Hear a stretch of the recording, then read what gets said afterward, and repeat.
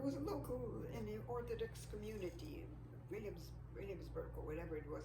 And he says, "What do you want?" So he says, he's pointing. Same thing that this guy is having. I want that too.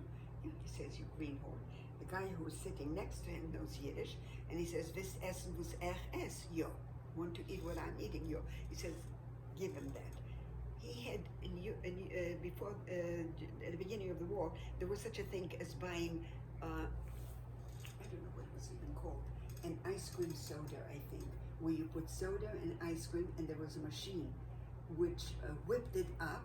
Yeah, it was black and white. They used, what something. was it called? I don't know. But you know what I'm referring to. I know what it was. Yeah, I know. Yeah, It's that osterizer yeah. that went on the blink, and the man is besides himself because that brings in a lot of 10 Bernie cents and fixed it? 15, 20, and he's pushing it and he's trying it and he's pulling the switch up and down. Unless the Gutuka doesn't go. Idiot, buy another one so you will not be stuck. And Bernie is sitting there and eating and he's laughing. He's hitting it. He's doing what he can. Won't happen. So Bernie says to the other guy who's sitting next to him, he says, he doesn't know what he's doing. He's in trouble. So the other guy said, "Evase, you know?" He says, "Yeah, I know." He says, "Come over here. You see this greenhorn? Give him a chance to look at this osterizer." You think he knows something. He's in America. He doesn't know what he's doing.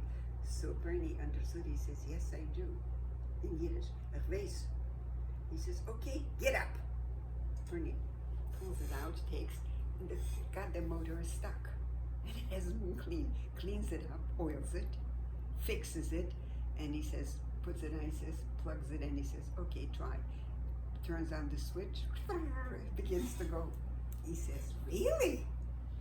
I think he wants to take out, or does take out, $1 at the end. Bernie wants to pay, and he wants to take $1. It's a lot of money. He wants to take $1, he gives it to Bernie. Bernie says, no, never mind. Just enjoy it. The guy who sits next to him, this in between, he says, "You absolutely idiotic greener. In America, when somebody gives you $1 because you did something, you know what you do? You take it, you put it in your pocket, and you say, 'Thank you.'" So Bernie begins to go, and he says, "Thank you." That was his first experience. You want to know what he did? Eventually, Bernie graduates from that. It's the Korean War. And many soldiers are leaving for Korea. Boatloads. And this is not around the corner. You don't leave the Bayonne Navy Yard or the Brooklyn Navy Yard from here to Korea, and you're not going to give it to get there. It's there. Not going to get there in one day, in 24 hours. They needed somebody desperately, and Bernie was drafting age. He knew that sooner or later he's going to be taken into the Korean War. Bernie spoke English at that point. It's already a few years later, and he is going, and they need mechanics, and Bernie goes and he makes out an application to work on one of the boats if they need it. They didn't need anybody in the electrical engineering. They needed somebody in radar. Now, what does this have to do with radar? Bernie was an excellent mechanic, and they put him under there were 2 other engineers, radar engineers, and Bernie worked for the Brooklyn Navy Yard and the Bayonne Navy Yard, I think maybe 2 years, and he's drafted. He's getting the draft things. He comes to his superior, and they tell him, "You have to be able, this has to be ready in 24 hours or 48 hours, because a ship with 2,000 people is leaving." 24 hours, of course, he was not responsible. The 2 guys above him were responsible for the radar, but he knew the parts. He understood that. He says, "I will help. I will not go to sleep. I will be with you." They heard somebody, and they knew. He was smart. He knew what he was talking about. He was mechanically excellently equipped. And they said they fixed it. And then the guy says, "But I'm drafted, sir. I can't have it ready. I have to." He says, "Give it to me." Bernie never went to the Korean War. He was working for the radar, on the ships for Bayonne and Brooklyn Navy Yard. Absolutely. And something happens. There is a collision between the Andrea Doria and the Stockholm. These were 2 passenger ships. It was a serious collision at sea. The Andrea Doria goes down. It was a very, very serious collision. Andrea Doria doesn't make it. The Stockholm is seriously damaged and is being towed into the Brooklyn, I think, Navy Yard. And they call everybody, absolutely everybody, to come in and control it because they suspected there may have been a sabotage because it was coming. And Bernie was interviewed by the FBI, including everyone. Absolutely, absolutely. And Bernie, when working on this Andrea Doria drowns, people drown and goes down the sea. But Stockholm, Bernie takes a look. He goes down to the basement. He was curious. He was curious what's going on in the kitchen. Was curious what was going on in the boiler room and so forth. And he sees the machine that Bernie started to bring in. He takes a look at the equipment. The equipment was in water for 2 days. They took it out, and Bernie says, let it dry, don't touch it. And when it dries, I will examine it, and I'll tell you whether or not you can connect it to the current, to the electricity. They connect it, and the machine starts to work. Bernie says, this is a diamond in the rough. Nobody knows what this is, but I do. And he approaches the company, and he says, I'd like to be able to sell it. Who are you? And Bernie had no liquidity, no money. To be in business, you need money. He says, who are you? He says, to you, I may be nothing. I am a very good mechanic. I know what can be done. He says, and I know you're a piece of equipment. He says, you tried to sell it in America, didn't you? He says, yes, but you didn't go. You didn't get anywhere. He did inquiries. He knew it. And he says, the reason is because although the machine is absolutely terrific, I know what has to be done to it in order to be able, for it to be, to qualify, to be able to meet the American market. He says, really? He says, yes, really. Bernie knew right away, machine was too big, too heavy. If a laundromat rents a place in New York, a small little store, if you can put in the same spot 8 machines, but with heavy big machines only 6, it makes a big difference. The same thing So he goes for the shrunk it motor. down? He told them What's it? what to do, not before he wrote the contract. He was smart. He says, there's nothing you have to lose. If I don't meet your conditions, you fire me. And that's how Bernie started in the business. Amazing. That's what you wanted to know. And I finished school, and when I became pregnant, and Bernie said, before we do that, let's take a 2-bedroom apartment perhaps. And then he didn't want to tell me because I was very conservative. I didn't want to have any headaches, no mortgages. I had nobody to rely on. I said, Bernie, forget about it. Let's take a 2-bedroom. He refused to talk to me about it. He was quiet. He spoke to my family, to the woman that I lived with. She had a brother, a very wealthy man. He was in the milk business, and he liked me very much. He helped for me to come, and his wife. And he says, I would like to buy a house, but my wife is stopping me. He says, so don't buy it. Why is she stopping you? Because she's afraid we will not be able to pay the mortgage. So my uncle then says to him, are you going to be able to pay the mortgage? He says, yes. What I'm paying for the rent now, and the increased rent for the 2 bedrooms, I am better off. I can meet the mortgage. That's how started our house, and I left the Bronx, and your mother and I want you to start with my mom and you now. your mother And the history of your the mother 2 and of I you. calls me up 4 days before I give birth, and she says, Lucia, I have a little boy. I said, so you beat me to it. She says, yes, I have a little Stephen. Let me ask you something. To have kids 4 days apart, you must have started around the same time. Of course, obviously, we met in the prenatal course. We were already in our 7th or 8th month, probably. No, what I'm saying is, We didn't know each other before I'm that. saying 9 months before giving birth. We didn't know each other. Right.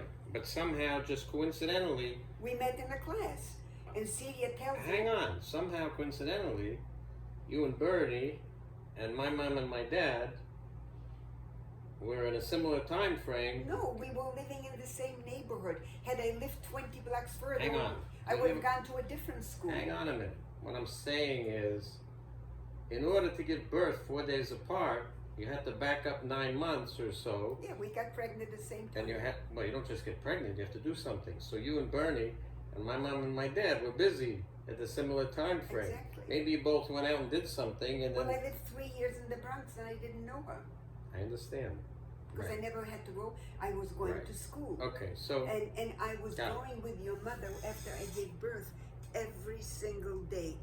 Your mother was absolutely a nut with fresh air. Fresh air for the baby. Fresh air for the baby. For you. She was nutty. So winter, cold or not cold, I'm bundling up Stephen, I'm going What's for the fresh difference air. between fresh air, outdoor air and inside air? I don't know. Inside air But is your no mother good? had to take you out. So she automatically pushed me. You know what? Maybe when she was in the hole, maybe that impacted. I don't know. That you figure out. No, I'm saying You maybe figure that out. she lived... But she was nuts about fresh air. Yeah. She has to. We have to take No, the but babies. I'm thinking, you know what my mother But guess said? where we went?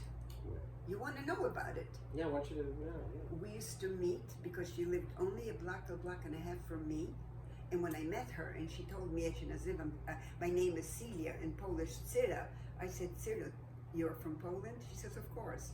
She says, and you're from Poland because your name is Lucia. I said, yes. I said, oh my God. We were astounded in this class, or whatever there were, 15, 20 women, 2 women with the Holocaust background from Poland. We both spoke Polish. We're the only two? 2 Jewish women. Only two? No, Everybody else? there were others were American girls who were born in the United States. But we were different. We were much more mature. You were both the same height. The same height, and we had aspirations to go to college. Many of those over there were not exactly college girls.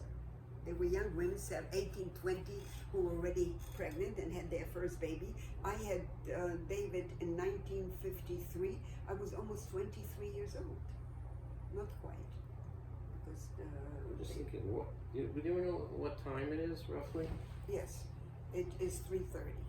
3:30. Okay, because You have to around leave. 2:30. No, I don't have to leave. I just don't know what the parking. It said 2 hours. Where did you park? On 70th west of Columbus. On 70. So I it's parked only where it's you pay by your phone, by app. My phone is doing the video. Oh, so can you pay?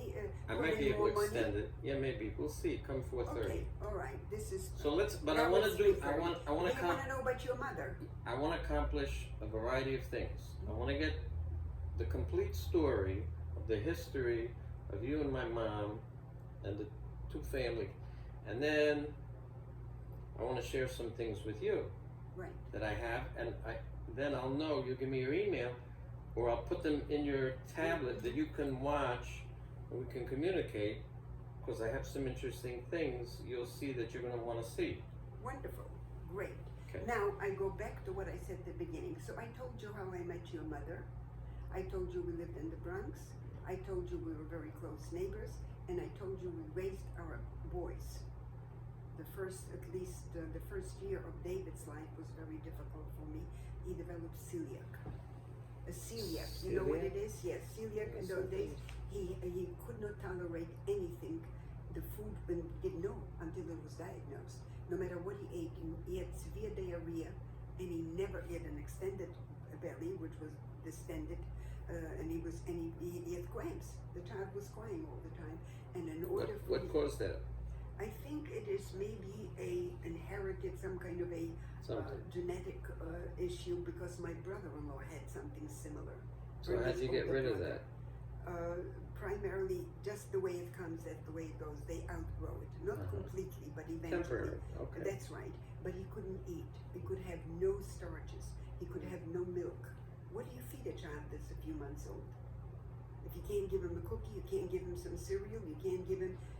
I finally landed at a very, in those days, a very well-trained and lucky woman. She was older already. She was a pediatrician. She says, Miss Milch, don't knock yourself out. They will not be able to diagnose this. I know what it is. It's a celiac. It's called non-tropical sprue. This is what my brother-in-law was diagnosed when he went to Mount Sinai. He had diarrhea constantly. And until they diagnosed it, I don't know, it was maybe already that time in the hands of a gastroenterologist. But with David, it was in the hands of this pediatrician. She says, you will begin by giving your child, first of all, she says, walk away from other parents in the park, because they'll give him a piece of pretzel, a cookie. It's the worst thing you can do. He simply cannot tolerate it. I used to get up in the morning, you wouldn't believe it, Stephen, the very first week, and then I increased one food at a time, used to make him a little hamburger. And for lunch, a little hamburger. And for dinner, a little hamburger. No milk, no fruits, no cereal. What do you feed a child? David was a tough cookie to raise that first year. And he had other allergies later on, but that was the beginning. He had so I couldn't even go to the same park, because David was so hungry, he was so deprived, that if a little boy was keeping or holding a pretzel or something, he would grab it, he would want to have it. Right. So one way to do it. Anyway, but the first year we used to go every single day down to, it was close to where Yankee Stadium was, and there was a big cafeteria. And your mother and I, when there were big, wall ceiling to floor windows, we would sit in front of the windows, and we would both put our carriages with the faces facing the window. Outside, yeah. Okay, outside, the boys were getting their fresh air, your mother with the fresh air, all bundled up and so forth, and we would only watch which carriage would start to move first, because we knew if it's moving, that baby is crying. Yeah. We had to run out, and I would say, Celia, it's Stephen, or she would say, Lucia, David is up, you go over. And this, we were very, very close at that time. We used to speak to each other, we used to compare, but I couldn't feed my child what she was able. Now, when you went home, you had phones, you spoke on the phone with my mom. Obviously. You were in touch. Obviously. And so how long did that level of friendship, until somebody moved away? Until I moved away. You moved from the Bronx I to moved Long Island? in 1950, what was it? 9? I'm trying to think. My I was parents married moved in in. My 53. parents. David was born a year and a half later, so it's 54, 55. I must have been I must have moved in the 50s, maybe the middle to the high Where? 50s. We bought a house in West Hempstead. Where? In Long Island. Yeah. So my parents moved to an apartment in Forest Hills, which was Before where they bought a house. before the house was in '61. So before the house, a couple of years, they bought. I didn't buy. They were in an apartment after the Bronx in Forest Hills, and we had How to long move. did they live in the Bronx? I don't know. We had. I don't know. I was a baby. Your mother knew, but you never. I don't know. No. Okay. And we had to move from Forest Hills. Did you have a sister Because they already took- in Forest Hills? Yeah, and we had to move from Forest Hills because they took down where we lived for the World's Fair they built, 1960. Flushing. Yeah, they took down. In '64 was the World's Fair, but they had to build it. So they took down they had to take it down, so we had to move. So that's when they moved in 1961 to New City. And they bought a house. And they bought a house for $25,000. You know how much my house was when I bought it? Bernie wouldn't tell me. It says, okay, I wouldn't buy a house more than $18,000 because I had everything figured out. So much So how much was it? It was 18 and a half. That's all? It was less than ours. That's right. Because it was a few years before. I bought a house in West End, $18,500. So our house was And I more lived than there. yours. Exactly. And I lived there 11 years. 11. My second child was born there. David was bar mitzvah in that temple in That's West when Hempstead. Bernie ended up with a lot of success happening with Not it. so much. It was still tough years. Well, Those somewhere 11 along years. No, not until we moved to Lawrence. We To- didn't move to to Lawrence after David's bar mitzvah. We bought the house when David was 13 years old, but he was still bar mitzvah in the old temple where he went to Hebrew school, and we knew the rabbi. We were members of the West Hempstead temple. It's only at that time, both David and Neil shared one bedroom. It was a small little house, but we lived there 11 years. No, it was not a big thing, and Bernie, he wasn't making money. He was making enough money to pay the mortgage, to bring food, but to build up enough money. When did Bernie, he acquired this factory in Texas, right? Yes. Oh, that was many years later. That was later. So what was he doing all those years? The same? Which years? He was, in those years when you bought He the had a house, contract with a company. he was working, doing engineering work. No, but he was working for the Navy Yard. He was working for the radar system. Got it. That was a number. Got That gave him a chance because it was a pretty nice salary, and it Okay. gave a regular income, gave him a chance to build up some liquidity. That's how we were able to buy the house in Now, Lawrence. let me ask you something, and then unless you have something else you want to share, I want to show you some things. Yes, but you wanted to know what happens with your mother. I want to bring you to a conclusion. Okay, take So it. she left the Bronx. You know, I left the Bronx. She went to Queens. To where did you say they bought an Forest apartment? Hills They initially. rented an apartment someplace in Queens, Forest Hills, and we stayed. We went from the Bronx straight to West Hempstead. Stayed there for 11 years. Your mother, I don't. You said you don't know how long your mother lived in Queens. Well, I know that they moved to New City. I was in second grade. So I was only 8 years old. Okay, but So- 8 years old is not 2 years old. David does not remember anything when we moved to the Bronx. He was only 3 years Well, old. of course. You I know, don't so remember anything. 8 years old, you already have certain memories of a house, of Yeah. of your room, and so on. But your mother moved from the Bronx to Queens, from Queens to New City. I moved from the Bronx to West Hempstead. So- In New City and that's, we were really busy matrons. Your mother had a third child. You know, she wanted to have more children, so she had a third child. I had a second child. Bernie, as I told you, was already busy, and then we were busy with the usual thing, educating our children. I started to look for a job when my younger boy was in kindergarten, because I didn't want to leave my children before. And I think it was a wise decision.